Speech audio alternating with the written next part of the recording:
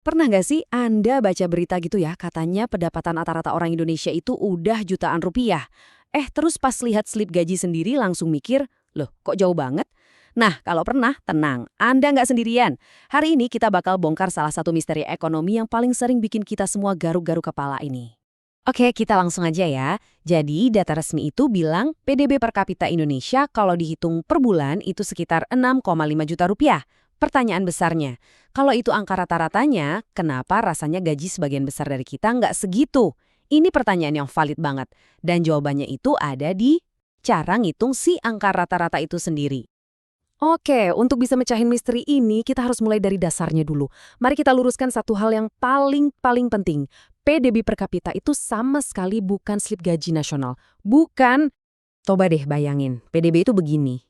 Ini itu total nilai dari semua yang dihasilkan di Indonesia dalam setahun. Mulai dari mobil, kopi yang kita minum, sampai layanan digital yang kita pakai. Semuanya dijumlahin. Jadi PDB itu ibarat ukuran seberapa besar kue ekonomi negara kita. Ingat ya, ini soal ukuran total kuenya, bukan berapa potong yang kita masing-masing dapat. Terus, apa dong PDB per kapita itu? Gampangnya gini, para ekonom itu ngambil total kue ekonomi raksasa tadi, terus dibagi rata ke seluruh penduduk Indonesia. Termasuk ya, bayi yang baru lahir sampai kakek nenek yang sudah pensiun. Jadi, ini murni angka rata-rata statistik, bukan cerminan duit yang beneran masuk ke rekening kita tiap bulan. Oke, sekarang kita udah paham kalau PDB itu kue ekonomi raksasa. Pertanyaan selanjutnya, potongan-potongan kue ini sebenarnya perginya kemana aja sih?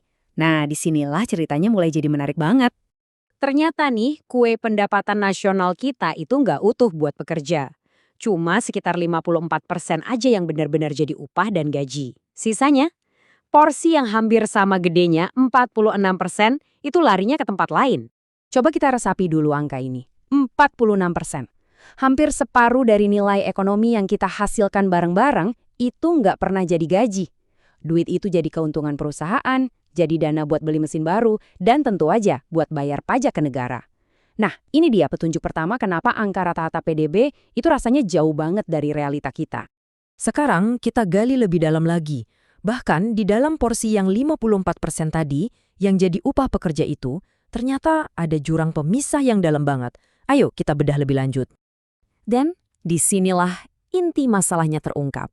Pekerja informal yang jumlahnya mayoritas, lebih dari 60% tenaga kerja kita, ternyata cuma kebagian 31% dari total kue upah. Sebaliknya, pekerja formal yang jumlahnya lebih sedikit malah menikmati hampir 70% dari kue upah itu. Perbedaan gaji rata-ratanya, wah jomplang banget. Lihat deh perbedaannya, kontras banget kan? Gaji rata-rata pekerja formal itu 8,9 juta per bulan.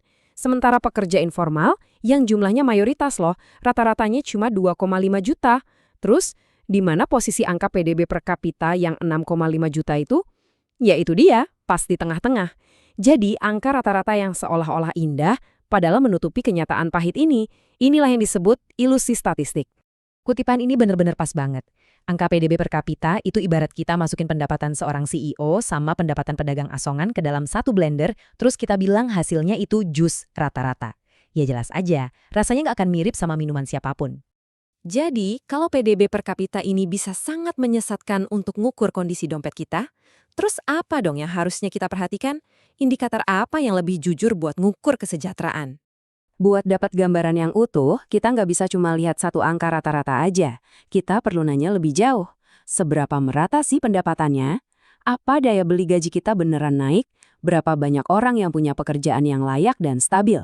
Nah, jawaban dari pertanyaan-pertanyaan ini yang sebenarnya menceritakan kisah yang sesungguhnya. Jadi kesimpulan utamanya apa? Begini, angka PDB per kapita itu penting banget. Itu nunjukin kalau ekonomi negara kita tuh terus tumbuh, potensinya besar. Tapi kita harus ingat, angka itu adalah cerminan ukuran total kue ekonomi, bukan seberapa adil potongan kuenya dibagi-bagi. Jadi lain kali Anda dengar berita soal PDB per kapita, ingat ini ya, angka itu cuma awal dari cerita, bukan akhirnya. Dan itu ninggalin kita dengan satu pertanyaan yang sangat penting. Seiring kue ekonomi kita yang terus membesar, siapa yang sebenarnya paling menikmati potongan kue terbesarnya?